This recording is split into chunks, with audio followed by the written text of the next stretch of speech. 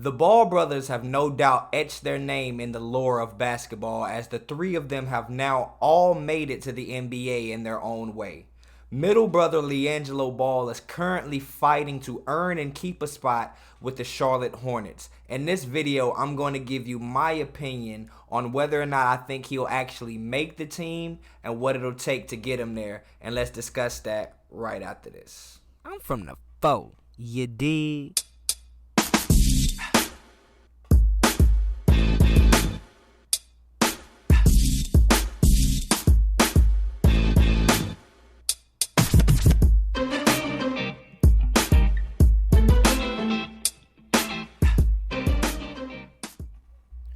Welcome back to The Way I See It. I am Jamario Rashad. This is a Carolina Panthers and Charlotte Hornets fan channel. I drop fire content each and every day, so please leave me a like and make sure you subscribe. I am on my road to 1K trying to get monetized, and it would be greatly appreciated.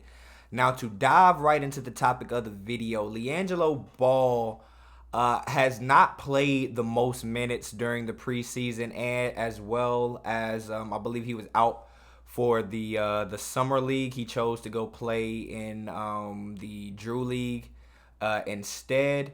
LiAngelo Ball has not done anything statistically to make himself stand out, but with that being said, the Charlotte Hornets are definitely on a downslide following their two play-in blowouts over the last 2 years, as well as missing a few key pieces game in and game out. So I'm going to take a look at the current roster, and we're going to see with one game left in the preseason, we're going to determine whether or not I think LiAngelo Ball will make the 15-man active day roster or be affiliated with the big-time roster in any way, shape, or form. As we all know, he was on the Greensboro Swarm last year.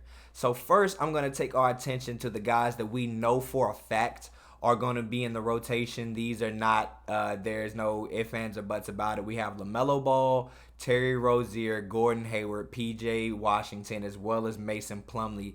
I hate that last name. If you watch the channel, you know I absolutely despise Mason Plumlee and everything about him, despite the Duke jersey behind me.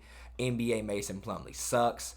But as of right now, according to Coach Steve Clifford, he would be the starting center, as well as his rotations that he showed in the preseason does indicate that Plumlee would be the first big on the floor. Now, moving on from that, we have the actual reserves. As of right now, Cody Martin hasn't played in the preseason, but the Hornets did extend him on his second-round rookie deal this offseason for a few more years, so he's definitely going to be a key contributor off the bench, as well as James Bouknight, who has undoubtedly played the most minutes off the bench in this preseason. He has been given a green light to go out there and experiment, and he has done just that. Kelly Oubre Jr., the hot and cold Kelly Oubre Jr., he's either really hot and making 10 threes or making not a thing.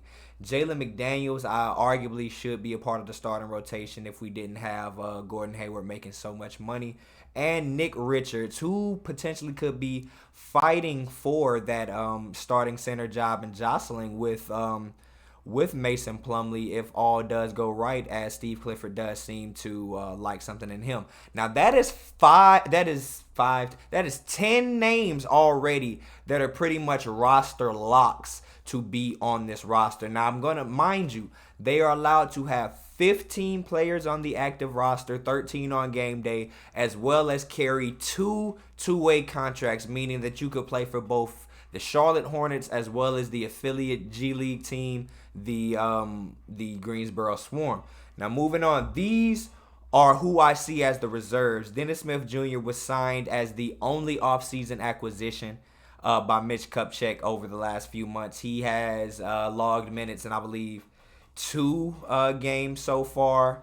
And with that being said, I think him being the only backup point guard on the roster, it's pretty much a foregone conclusion that he more than likely will make the roster. We have JT Thor. He was one of our second-round picks from last year. He actually played more minutes than James Bouknight, played more frequently than James Bouknight, but that was under James Borrego, so we're not sure how many minutes he's going to be able to log. We have our first rounder of this year, Mark Williams, he has been the third string center so far, but he is definitely showing improvements. And if I have it my way, before the end of the year, he would definitely be higher in the rotation. We have the aforementioned or the non-aforementioned Miles Bridges. I'm not really sure how to count his status with the team. Although the qualifying offer has been extended, he has not signed it. So he currently is not really affiliated with the team in any way. So I'm not sure if they're going to keep that spot open while the litigation and all the things in the court system work out with him, but I'm pretty sure that they will, because if we've seen anything with their actions over the this last offseason, they really do want that spot. And finally, we have Kai Jones. That makes 15 players right now. And moving on from there, as I mentioned before, 15 players plus two-way contracts, meaning that you could play for both the Swarm and the Hornets. One of those contracts has already been extended to the second round pick of this year, Bryce McGowan, who I am actually quite high on.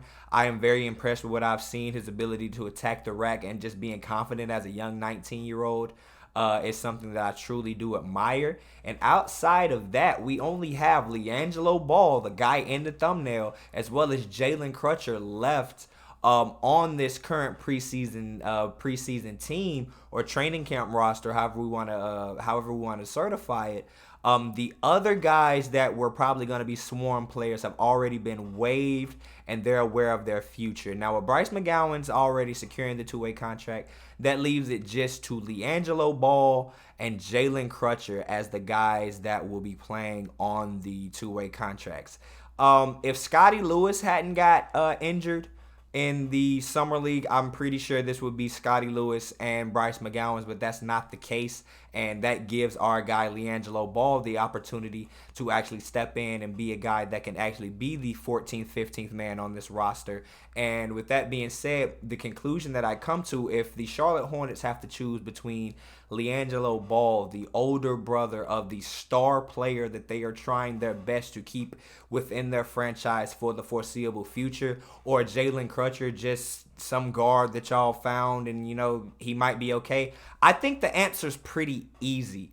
LiAngelo Ball is going to be a member of the active roster this year. How many minutes he will log that are not in blowouts, whether it be the Hornets way or not, is to be seen.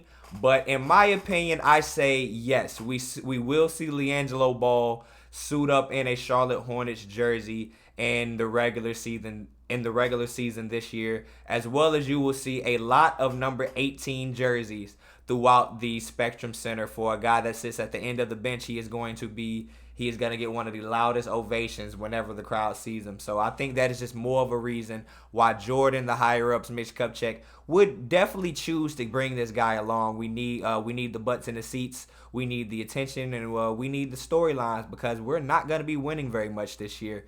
But with that being said, man, tell me what you all think. Do you all think that LiAngelo Ball is going to make the active roster this year, whether it be as a 14th, 15th man, or as one of the two-way players that are allowed to play for both the Swarm and the Hornets? Whatever you think, leave your comments below. Make sure that you like the video, subscribe, and until next time, guys, I'm Jamario Rashad. This is the way I see it, and I'm out. Peace.